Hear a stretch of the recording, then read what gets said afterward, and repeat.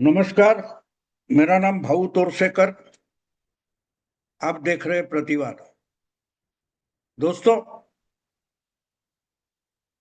अब बंगाल का चुनाव खत्म हो गया है और आहिस्ता आहिस्ता देश भर की राजनीति जो है अपने नॉर्मल मोड पर आ रही है।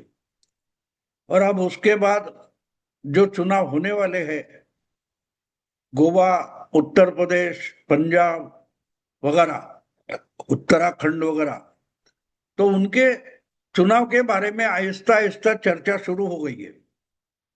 और ये जो अयोध्या का मामला उछला है, दान चोरी का वगैरह, तो उसका उत्तर प्रदेश पर या उत्तराखंड में या और जगह क्या परिणाम होगा, इस पर भी चर्चा शुरू हो गई है।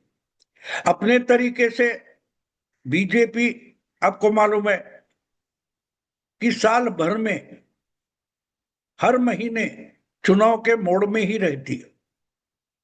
तो एक चुनाव खत्म हुआ नहीं तो दूसरे चुनाव के पीछे बीजेपी की पूरी मशीनरी लग जाती है।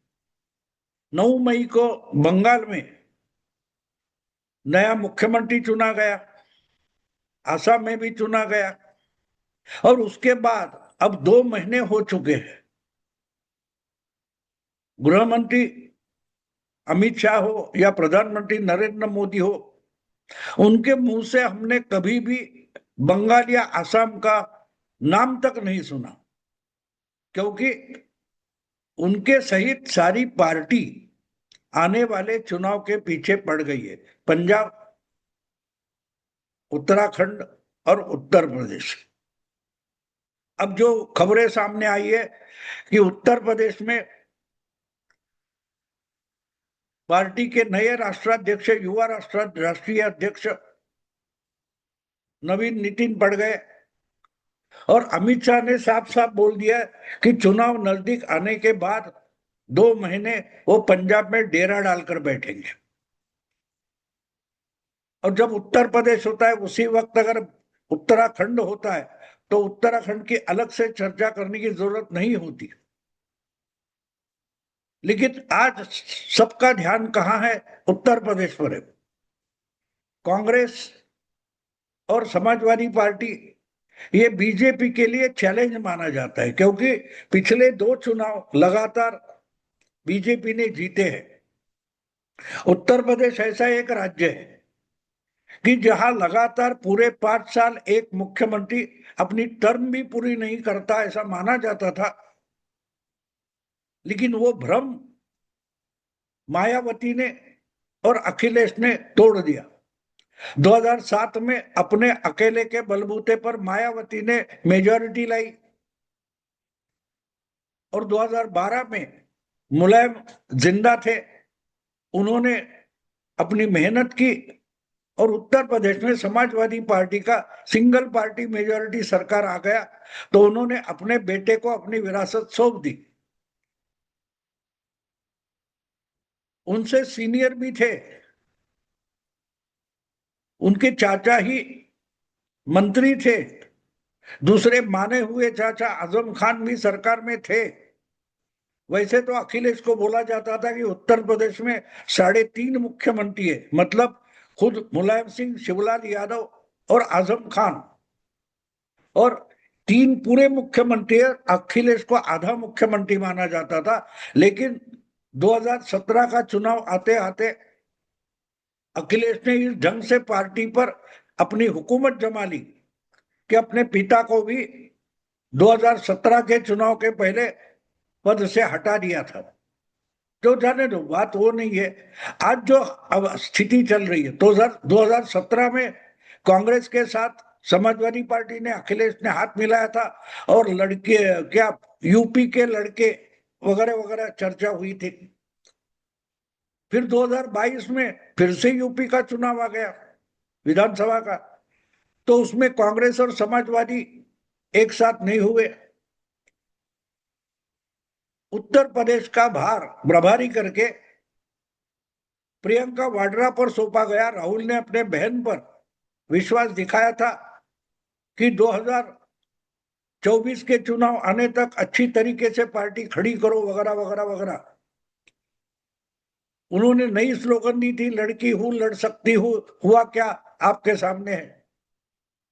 हाँ, लेकिन एक बात है कि 5 साल बाद कम से कम अखिलेश की पार्टी, समाजवादी पार्टी संवर गई थी। और पिछले लोकसभा चुनाव में 2 साल पहले अखिलेश ने अपनी पार्टी को एक नंबर की पार्टी उत्तर प्रदेश में होकर दिखाया, बीजेपी को भी पछाड़ा। अर्थात उसका एक कारण अलग है कि बीजेपी और आरएसएस में जो अंदरूनी विभनाव बन गया था, मनमुटाव बन गया था, उसका फायदा कांग्रेस और समाजवादी पार्टी को मिला। क्योंकि उसके बाद 1-2 महीने बाद जब वही उत्तर प्रदेश में 9 या 10 विधानसभा उपचुनाव हो गए, जो समाजवादी पार्टी के एमएलए थे, जो लोकसभा पर चुन के गए थे, उन्होंने अपने पद से इस्तीफा दे दिया। तो उनमें से 1-2 सीटें छोड़ी तो बाकी सारी बीजेपी ने जीत कर दिखाई थी। मतलब ये कि जो लोकसभा में हुआ था वो एक हादसा था, बीजेपी की गलतियां थी, उसका फायदा कांग्रेस और समाजवादी पार्टी को मिला। लेकिन वो उनकी पॉलिटिकल ताकत नहीं थी, लेकिन वो उस पर बैठे। और जब लोकसभा के चुनाव के आधार पर राजनीति करने वाले दल हैं, उन सबको एक के बाद एक हरियाणा, महाराष्ट्र, दिल्ली, बिहार और अब बंगाल, 5 राज्यों में सही सबक मिला है। हाँ, सबक मिलना एक बात होती है, उससे सीखना अलग बात होती है। महाराष्ट्र में उद्धव, हरियाणा में कांग्रेस, बिहार में लालू की पार्टी, दिल्ली में अभी केजरीवाल की पार्टी या बंगाल में ममता की पार्टी, वो सबक नहीं सीखे, उसकी कीमत उनको चुकानी पड़ी। और अब उत्तर प्रदेश का चुनाव सामने आकर खड़ा है तो दुविधा में है अखिलेश यादव। उसको समझ में नहीं आ रहा है कि आज तक का जो सेक्युलर मुद्दा है वो चलाए या दान चोरी का फायदा उठाकर थोड़ा सॉफ्ट हिंदुत्व लेकर सत्ता हासिल करे। इस दुविधा में अखिलेश फंस गया है। और इसका कारण और एक है कि कांग्रेस के साथ हाथ मिलाए या ना मिलाए। जिस ढंग से लोकसभा में कांग्रेस और समाजवादी पार्टी की अलायंस बन गई थी, सीट का बंटवारा हुआ था, क्या यूपी में होगा? तो उसमें दुविधा ये है कि कांग्रेस अपनी औकात से ज्यादा सीटें मांग रही है और अखिलेश उनको 50-60 से ज्यादा सीटें देने के लिए राजी नहीं है। अब 403 में 100 भी सीटें कांग्रेस को दे दी जाए तो कांग्रेस उसमें से 90% सीटें हारेगी, ये हर कोई जानता है। ये बिहार में तेजस्वी यादव भी जानता था और इसलिए सीट का बंटवारा जो था आखिर तक नहीं हो पाया और आखिर में जल्दबाजी में जो कुछ हुआ उसके गुड़ गोबर हो गया। तो ऐसे में जिस तरीके से कांग्रेस सोच रही है, बिल्कुल उसी तरीके से अगर अखिलेश नहीं सोच रहे तो सीट का बंटवारा और गठबंधन होना मुश्किल हो जाता है। और आखिरी समय में गठबंधन होता है तब तक मुहूर्त निकल जाता है।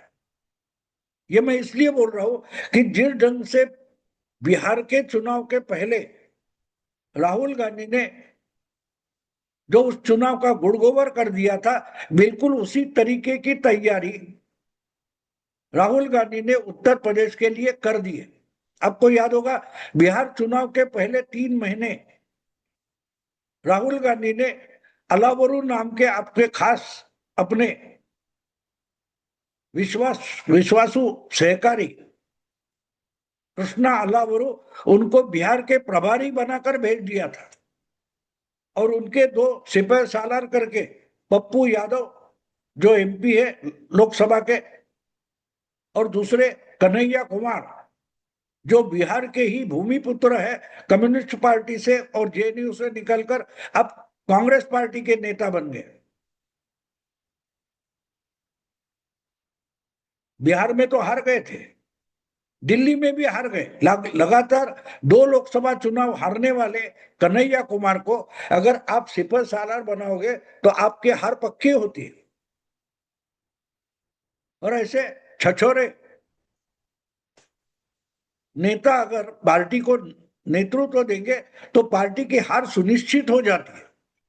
आपको याद होगा जब ये दोनों पप्पू यादव और कन्हैया कुमार अल्लाह बरू के साथ बिहार गए थे, तब तक बिहार की कांग्रेस पार्टी मानो लालू यादव ही चला रहे थे।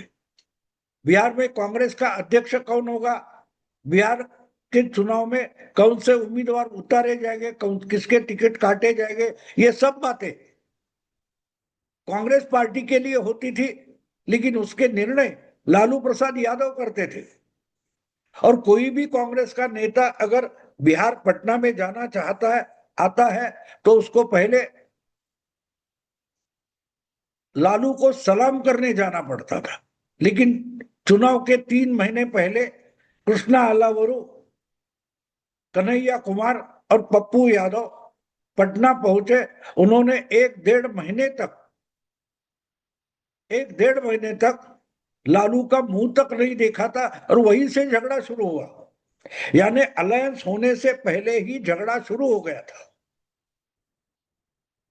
और कांग्रेस जितनी 90 सीटें वगैरह मांग रहा था, उतनी तो सीटें तेजस्वी देने को राजी नहीं था। और इसमें इतना टाइम निकल गया कि अचानक राहुल गांधी पहुंच गए और उन्होंने वोट चोरी एसआर के खिलाफ आंदोलन शुरू कर दिया।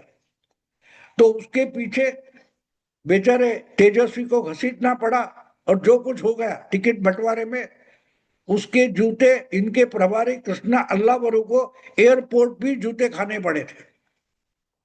चुनाव का नतीजा आपके सामने, कांग्रेस 5 एमएलए चुनकर ला सकी और तेजस्वी यादव का बहुत बड़ा नुकसान कर दिया। इन्होंने जो सिपह सालार भेजे थे, कन्हैया कुमार और पप्पू यादव, इन्होंने पूरे तरीके से काम किया। अपने लिए तो काम नहीं करना था, तेजस्वी यादव का खेल बिगाड़ना था। तो मैं मानता हूं एक तरीके से उत्तर प्रदेश का जो आने वाला चुनाव है, इसके लिए राहुल गांधी ने अपने 2 में से एक नया सिपह सालार यूपी के लिए चुन लिया है। एक क्या उसका नाम गौतम है या कुछ, मुझे याद नहीं आ रहा है अभी। तो एक बात, गौतम करके है, राम गोपाल ये गौतम या ऐसा कुछ नाम है, 1 मिनट में देखकर बताऊंगा उनका नाम जो है।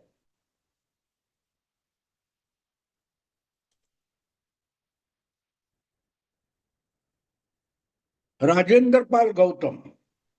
तो राजेंद्र पाल गौतम जो है, उनको राहुल गांधी ने उत्तर प्रदेश के चुनाव के लिए ऑल इंडिया कांग्रेस का प्रभारी बना दिया। ये राजेंद्र पाल गौतम है कौन? तो ये बेसिकली कोई एनजीओ चलाते हैं परिवर्तन वगैरह करके, और आम आदमी पार्टी के बड़े मेंबर थे। 2 बार आम आदमी पार्टी से दिल्ली विधानसभा में चुनकर आए हुए थे। 2024 के, या सॉरी 2025 के चुनाव के पहले इन्होंने कांग्रेस पार्टी ज्वाइन की, आम आदमी पार्टी छोड़ी और आज ये कांग्रेस के बड़े नेता हो गए और उत्तर प्रदेश में उनको प्रभारी बना दिया गया। तो प्रभारी बनने के बाद इन्होंने लखनऊ का दौरा किया और अपना काम शुरू किया। अब अपना काम, इसका मतलब कांग्रेस पार्टी को जिताना ऐसा नहीं होता,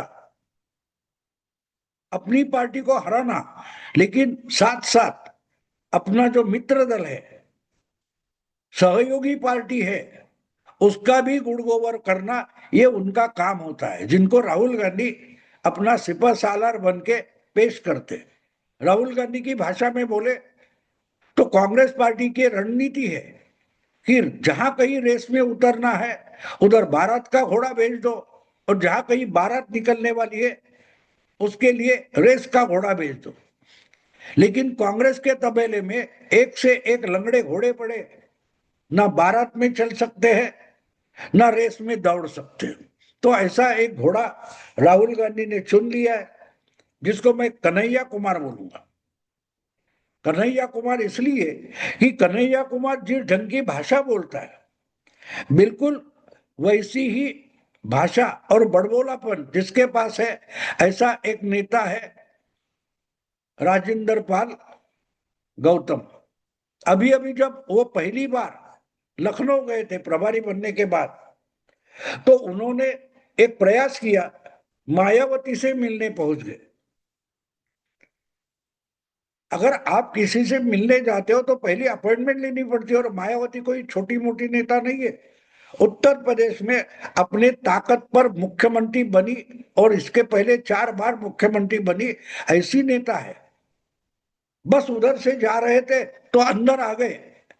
इसी ढंग से अगर आप मायावती या ऐसे कोई बड़े नेता के घर में जाओगे तो आपको धक्के मारकर बाहर निकाला जाएगा, और बिल्कुल वही हुआ।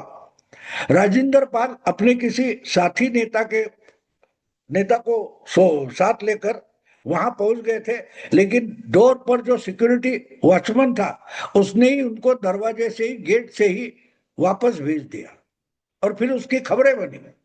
यानी एक तरीके से मायावती और कांग्रेस इनके दरमियान कुछ होने वाला है, तो वो बिगाड़ने का काम पहले ही दिन राजेंद्र पाल गौतम ने कर दिया। इसलिए मैं उनको कन्हैया कुमार बोलता हूं।